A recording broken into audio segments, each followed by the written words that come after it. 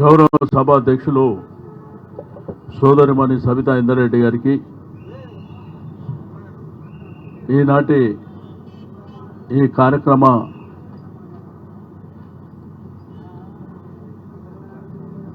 హరీష్ అన్న ఆధ్వర్యంలో జరిగే ఈ కార్యక్రమంలో గౌరవ పెద్దలు ప్రతిపక్ష శాసన మండలిలో ప్రతిపక్ష నాయకులు మధుసూదనాచారి గారు,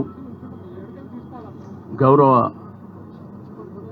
అన్న గంగుల కమలాకర్ గారికి, మల్లారెడ్డి గారు, మహమూద్ అలీ గారు, పెద్దలు స్వామి గౌడన్న గారికి, గౌరవ శాసనసభ్యులు సంజయ్ గారు, కౌశిక్ రెడ్డి గారు, వివేక్ గారు, కృష్ణారావు గారికి, కాలేరు వెంకటేశన్న గారు, గోపాలన్న గారికి, శాసన మండలి సభ్యులు నవీన్ రెడ్డి గారు, నరేందర్ రెడ్డి గారికి, లక్ష్మారెడ్డి గారు, యువ నాయకులు మిత్రులు కార్తిక్ రెడ్డి గారికి, మిగిలిన నాయకులకు, ఐదర్శ కోట ప్రజలకు అందరికీ, మీడియా మిత్రులకు నమస్కారాలు తెలియజేస్తూ, మీ అందరూ ధైర్యంగా ఉండవలసినటువంటి అవసరం ఉన్నది. 6 నూరైనా ఒక్క ఇల్లు కూడా కులగొట్టకుండా ఆపే బాధ్యత మాది అని చెప్పి నేను ఈ సందర్భంగా తెలియజేస్తా ఉన్నాను. చాలా చూసిన మీ తాటాకు సప్పులని. మనకు స్వాతంత్రం వచ్చి 75 సంవత్సరాలు అవుతుంది. బట్ ఈ మూసీ రివర్ కానీ, ఈ ప్రాంతం కానీ, బాపుఘట్ ప్రాంతం కానివ్వండి, అదేవిధంగా షదర్ఘట్ ప్రాంతం కానివ్వండి, కొన్ని 50-60 సంవత్సరాల క్రితం, కొంత అయితే 70-80 సంవత్సరాల క్రితమే ఇక్కడ నివాసం ఏర్పాటు చేసుకున్నాం. ఈరోజు మున్సిపల్ ట్యాక్స్ కడుతున్నాం, కరెంటు బిల్లు కడుతున్నాం, అదేవిధంగా వాటర్ బిల్లు కూడా కడుతున్నాం. ఎందుకు ఆ రోజు పర్మిషన్స్ ఇచ్చారో ఈ ప్రభుత్వం చెప్పవలసినటువంటి అవసరం ఉన్నది. ఇదంతా రివర్ బెడ్ అని చెప్పి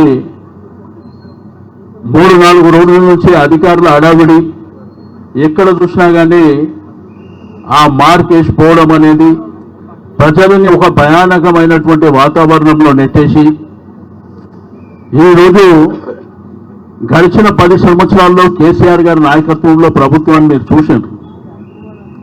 కానీ ఈ ప్రభుత్వం వచ్చి 8 మాసాలు కూడా కాలే. ఈ 8 మాసాల కాలంలో చేస్తున్న అరాచకాలను కూడా మనం చూస్తూ ఉన్నాం. అందుకే మీకు ధైర్యం చెప్పడమే కాకుండా ఈరోజు తెలంగాణ భవన్లో న్యాయవాదులకు సంబంధించినటువంటి అడ్వకేట్స్ని కూడా ఒక కమిటీ కాన్స్టిట్యూట్ చేయడం జరిగింది పార్టీ. ఈ కేసు కూడా మేమే కొట్లాడతామని చెప్పి నేను ఈ సందర్భంగా తెలియజేస్తా ఉన్నాను. ఎవరు కూడా మరి భయపడవలసినటువంటి అవసరం లేదు. ఈరోజు బుల్డోజర్లను తీసుకొచ్చి హైడ్రాని ఒక మంచి వాతావరణాన్ని చెడగొట్టేటువంటి ప్రయత్నం చేయడమే కాకుండా డబుల్ బెడ్రూమ్ ఇల్లు ఇస్తామని చెప్పేసి ఒక జీవో ఇచ్చింది గవర్నమెంట్. నేను అడుగుతా, మొన్నటిదాకా మా ప్రభుత్వం ఉన్నప్పుడు డబుల్ బెడ్రూమ్ ఇల్లు ఎక్కడ కట్టారని అడిగాను. మరి ఇప్పుడు ఏ డబుల్ బెడ్రూమ్ ఇల్లు ఇస్తారో చెప్పవలసినటువంటి అవసరం ఉన్నది. దగ్గర దగ్గర 68,000 ఇండ్లు, డబుల్ బెడ్రూమ్ ఇండ్లు మేము ఆల్రెడీ అలాట్ చేసినాం. కట్టిన ఇండ్లన్నీ అలాట్ చేసినాం. నేను ఈ యొక్క వేదిక ద్వారా ప్రభుత్వాన్ని అడుగుతున్నా, నిజంగా 16,000 ఇండ్లు బాకీ ఉంటే ఆ వివరాలు పంపించండి, ప్రెస్కు రిలీజ్ చేయండి. మోసం చేస్తారు ప్రజల్ని. డబుల్ బెడ్రూమ్ ఇండ్లు ఎక్కడ లేవు. అనవసరంగా మోసం చేసి ఈరోజు 16,000 ఇండ్లు మీకు రిహాబిటేషన్ చేస్తామని చెప్తున్నాను. ఎక్కడనో జియాగూడ ప్రాంతం కానీ, లేకపోతే సికింద్రాబాద్ ప్రాంతం కానీ, ఎల్బీ నగర్ ప్రాంతం కానీ, అదేవిధంగా మేడ్చల్ ప్రాంతంలో కానీ కొన్ని ఏరియాలో కట్టిన ఇండ్లలో కొన్ని ఇండ్లే మిగిలినాయి. అంటే మొత్తం కలిపితే 700-800 కూడా లేవు. కానీ వీళ్ళు 16,000 ఇండ్లు ఇస్తామని చెప్పి మోసం చేస్తూ, నేను ఈ ప్రభుత్వాన్ని డిమాండ్ చేస్తున్నా, నిజంగా 16,000 ఇండ్లు ఉంటే మీరు ప్రెస్కు రిలీజ్ చేయండి. ఎక్కడ కూడా ఇల్లు లేవు. అయినా ఇక్కడ స్థానికంగా 40-50 ఏళ్ళ నుంచి మీరు ఉన్న తర్వాత ఎక్కడో ఇస్తే పోతామంటే మీ ఉపాధి ఎక్కడికి పోవాలి మేము? ఉద్యోగం చేసుకోవడానికి కానీ, లేకపోతే వ్యాపారం చేసుకోవడానికి కానీ, పిల్లల చదువులు మార్చ్ ఏప్రిల్లో ఎగ్జామ్స్ ఉంటాయి పిల్లలకు. అప్పటి వరకు ఆ పిల్లల్ని ఎక్కడ? కానీ చాలామంది ఒక భయానకమైనటువంటి వాతావరణంలో, నిన్ననే ఒక తల్లి మరి గుండె నొప్పి వచ్చి చనిపోవడం, కొంతమంది సూసైడ్ చేసుకొని చనిపోవడం, కొంత భయానకమైనటువంటి వాతావరణంలో మరి ప్రజలు ఎక్కడ చూసినా సోషల్ మీడియాలో చూస్తే ఇదే కనిపిస్తుంది. నేను టీఆర్ఎస్ పార్టీగా, బీఆర్ఎస్ పార్టీగా మీ అందరికీ మేము హామీ ఇచ్చేది ఒకటే, మేమున్నాము, మీరు అధైర్యపడకండి, ధైర్యంగా ఉండండి. ఈ రోజు నుంచి మీరు ధైర్యంగా ఉండండి. మేము చట్టపరంగా, న్యాయపరంగా కొట్లాడేది డెఫినెట్గా కొట్లాడతాం. రెండోది, ఎక్కడికక్కడ మా పార్టీ కానివ్వండి, మా ఎమ్మెల్యేలు కానివ్వండి, మా నాయకత్వం కానివ్వండి, మేమే కొన్ని ఏరియాలు పంచుకొని ఆ ఏరియాలలో మీతో పాటు మేమే ఉండడానికి కూడా సిద్ధంగా ఉంటాం. కానీ మీ మీద ఎటువంటి ఇబ్బంది ప్రభుత్వం తలపెడితే ఏడికైతే ఆడికి కొట్లాడడానికి మేము సిద్ధంగా ఉన్నామని చెప్పి నేను ఈ సందర్భంగా తెలియజేస్తా ఉన్నాను. ఎందుకంటే ప్రజాస్వామ్యం లోపల ప్రభుత్వాలు వస్తుంటాయి, పోతుంటాయి. ఒక మంచి పరిపాలన ఇవ్వడానికి ప్రయత్నం చేయాలి. రేవంత్ రెడ్డి గారికి చిన్న వయసులో ఒక ముఖ్యమంత్రి అయ్యేటువంటి అవకాశం వచ్చింది. మీ నుంచి ప్రజలు కోరుకుంటుంది బ్రహ్మాండమైనటువంటి పరిపాలన కోరుకుంటారు. కానీ ఈ విధంగా అరాచకాలు చేసి ప్రజల్ని భయభ్రాంతులకు గురి చేసి వాళ్ళకి నిద్ర లేకుండా చేయడం అనేది ఇది మీకు శ్రేయస్కరం కాదు అని చెప్పి నేను ఈ సందర్భంగా తెలియజేస్తా ఉన్నాను.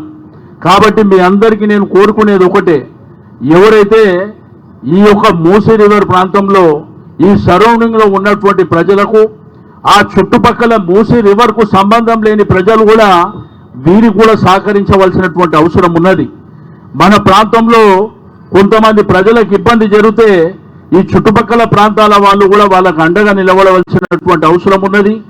నేను మీడియా మిత్రులకు కూడా తెలియజేస్తా ఉన్నాను, మీరు ఎప్పటికప్పుడు ఈ ప్రజలకు మరి చేరువుగా ఉండి వాళ్ళకి ధైర్యాన్ని ఇవ్వవలసినటువంటి అవసరం ఉన్నదని చెప్పి నేను ఈ సందర్భంగా తెలియజేస్తా ఉన్నాను.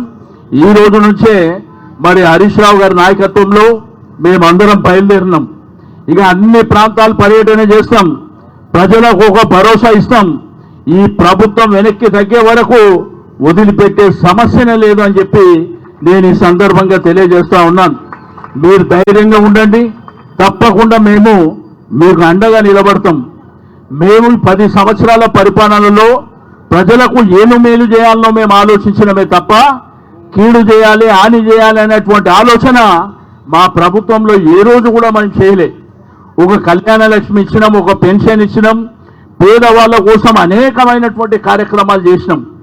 రెండోది, పేదవాళ్ళతో పాటు ప్రజలందరూ కూడా సంతోషంగా ఉండాలని మన ప్రభుత్వం కోరుకుందే తప్ప ఏ రోజు ప్రజల్ని ఇబ్బంది పెడితే, ఈ రోజు మీకు అందరూ తెలుసు, ప్రజల్ని ఇబ్బంది పెట్టినటువంటి ప్రభుత్వాలు ఇళ్లకాలం ఉండవు, శాశ్వతంగా ఆ పార్టీలు మూసుకునే పరిస్థితి వస్తుందని చెప్పి నేను ఈ సందర్భంగా తెలియజేస్తూ మీరు ధైర్యంగా ఉండండి, తప్పకుండా మీకు అన్ని విధాలుగా అండదండలుగా మేము ఉంటామని చెప్పి నేను తెలియజేస్తూ సెలవు తీసుకుంటున్నాను.